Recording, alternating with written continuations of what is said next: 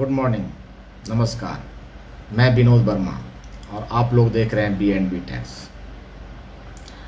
मैं आज आप लोगों के लिए लेके आया हूं बहुत ही चर्चित सेक्शन है इनकम टैक्स का 194R, जिसकी आजकल बहुत ज़्यादा चर्चा हो रही है। क्योंकि ये सेक्शन वैसे तो फाइनेंस एक्ट 2022 में ही आया था।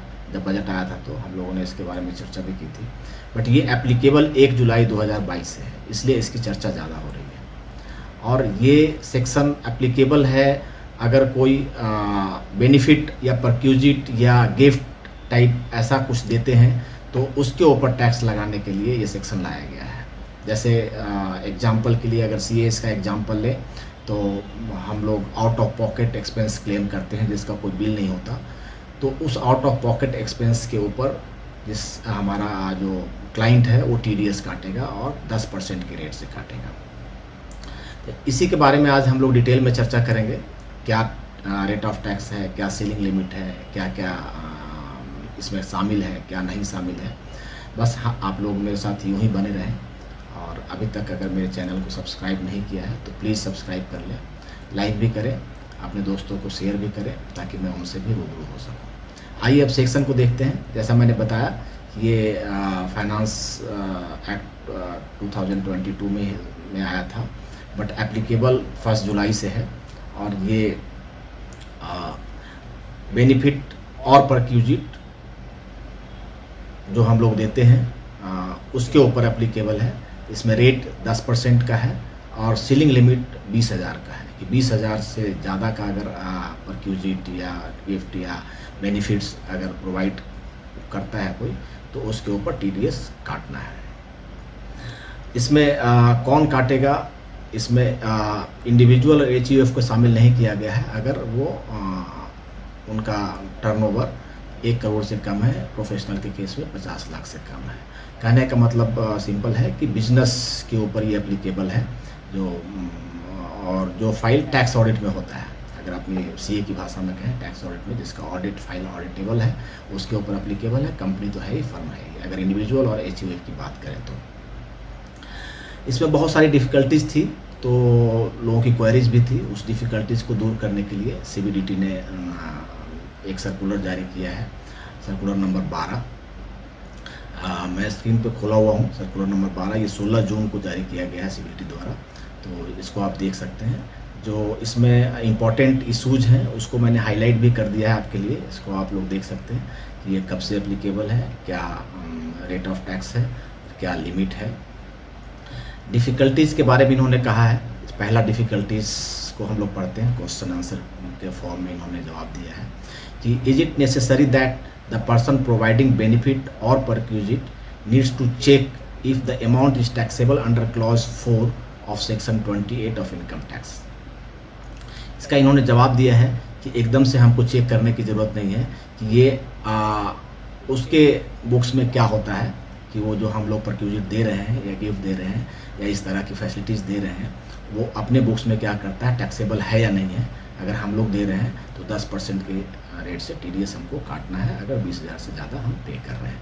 ये लंबा सा जवाब है, इतना मैं अगर पढ़ूंगा तो आप लोग बोर हो जाएंगे। अगर ज़रूरत हो तो आप लोग पढ़ सकते हैं। ये सर्कुलर मैं डाल रहा हूँ आप लोगों के रेफरेंस के लिए। दूसरा क्वेश्चन है कि is it necessary that benefit or perquisite must be in kind. उसका जवाब इन्होंने दिया है कि इन काइंड भी हो सकता है और इन कैश भी हो सकता है। कैसा भी हो इससे कोई फ़र्क नहीं पड़ता। और हमको सीलिंग लिमिट 20,000 देखना है और मार्केट रेट से देखना है। जो उसका अगर इन काइंड है तो मार्केट वैल्यू क्या है और उसके ऊपर TDS काटना है। ये देखिए इटैलिक में दिया हुआ है, provided that in case where the benefit or perquisite as the case may be is wholly in kind or partly in cash or partly in kind, but such part in cash is not sufficient to meet the liability of deduction of tax. In respect of whole of such benefit or perquisite, the person responsible for providing such benefit or perquisite shall, before releasing the benefit or perquisite, ensure that the tax required to be deducted has been paid in respect of the benefit or perquisite. तो अगर हम in kind भी दे रहे हैं तो जो दे रहा है उसको ये इंश्योर करना है कि उसका टैक्स काट लिया जाए, इवन इन काइंड दे रहे हैं तो। तीसरा क्वेश्चन है Is there any requirement to deduct tax under section 194R of the act when the benefit or perquisite is in the form of capital asset? इसका आंसर दिया है कि जैसा कि क्वेश्चन नंबर 1 में इन्होंने बताया है कि हमको ये नहीं देखना है कि ये कैपिटल एसेट है वो अपने बुक्स में क्या कर रहा है। जैसे आपने सीए को दिया, मैं सीए हूँ, मैं अपने बुक्स में उसका क्या ट्रीटमेंट कर रहा हूँ ये देखना उनका काम नहीं है। जिनको डिडक्ट करना है वो कैपिटल भी हो सकता है, रेवेन्यू भी हो सकता है, मेरे हैंड में टैक्सेबल भी हो सकता है, नहीं भी हो सकता है, मैं इनकम उसका बुक कर रहा हूँ, नहीं कर रहा हूँ, बट जो दे रहे हैं उनको टीडीएस काटना है। इसमें भी बहुत बड़ा सा जवाब इन्होंने दिया है। इसमें एक ये सारा पढ़ सकते हैं, बहुत सारे केस लॉज भी हैं, ये देख सकते हैं। जो रिलेवेंट है और ज़रूरी है उसको मैंने हाईलाइट कर दिया है, उसको आप देख सकते हैं। चौथा क्वेश्चन है whether sales discount, cash discount or and rebate are benefit or perquisite. Cash discount जो देते हैं या सेल डिस्काउंट देते हैं वो परक्यूजिट का पार्ट इसमें माना जाएगा। इसके लिए इन्होंने कहा है कि सेल डिस्काउंट, कैश डिस्काउंट वैसे तो एज पर सेक्शन है परक्यूजिट का पार्ट, बट डिफ़िकल्टी को रिमूव करने के लिए उसको हम नहीं मानते इसमें और उसके ऊपर टीडीएस नहीं काटना है।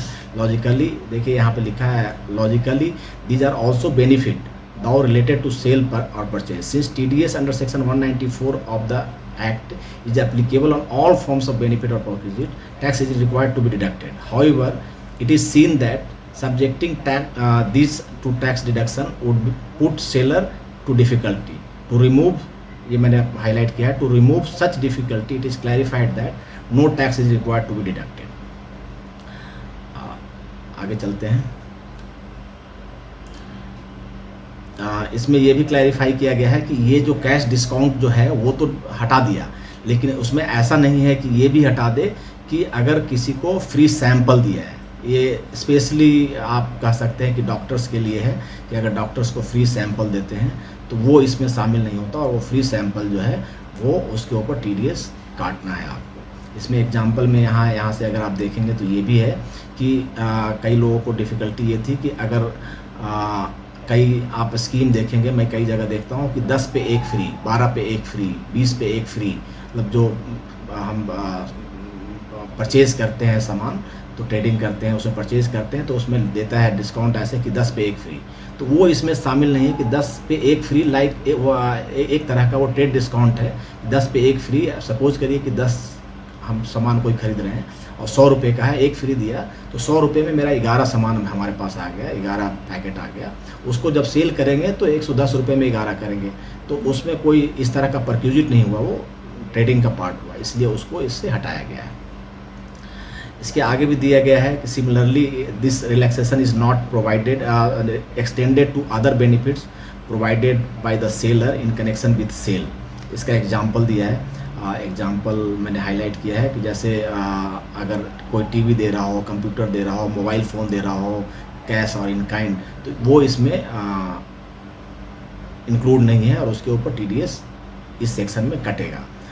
When a person sponsors A trip, बहुत सारा आपने देखा होगा कि इतना माल सेल कर देंगे तो आपको सिंगापुर का ट्रिप मिलेगा, दुबई का ट्रिप मिलेगा, ये बहुत चलता था पहले, तो उसको भी इसमें ले आया गया है कि वो ट्रिप भी जो आपको दिया जा रहा है उसके ऊपर भी टीडीएस कटेगा। अगर when a person provides free ticket दिया है, वो ट्रिप का ही टिकट होगा, उसमें इंक्लूड हो गया। When a person gives medicine sample free to medical practitioner, ये लास्ट वाला पार्ट देखिए, ये इसमें भी लिखा, एग्जाम्पल में लिखा है, वैसे ऊपर बता दिया है फिर भी एग्जाम्पल में बताया है कि ये सब इंक्लूड है और इस पर टीडीएस कटेगा। ये नीचे ये भी लिखा है the above example are not illustrative, ये और इससे बड़ा हो सकता है। इस तरह के एग्जाम्पल हैं जो जिसके ऊपर टीडीएस कटेगा, ये कुछ एग्जाम्पल्स दिए गए हैं। ये यहाँ फिर से मैं बताया कि ये सेक्शन सबसे ज़्यादा जो हिट कर रहा है वो डॉक्टर्स और मेडिकल पेशा के लोगों को कर रहा है, और यहाँ फिर से देखिए ये एग्जाम्पल में यही दिया है to illustrate the free medicine sample may be provided by a company to a doctor who is an employee of a hospital. The TDS under section 194R of the act is required to be deducted by the company in the hands of hospital, as the benefit perquisite is provided to the doctor on account of him being the employee of the hospital. ये example दिया है। ये फिर है similarly the tax is required to be deducted under section 194R of the act if the benefit or perquisite is provided to a doctor who is working as a consultant in a hospital. अगर consultant as a consultant hospital में काम कर रहा है तो doctor का TDS कटेगा, अगर एम्प्लॉय की तरह काम कर रहा है तो हॉस्पिटल का टीडीएस कटेगा।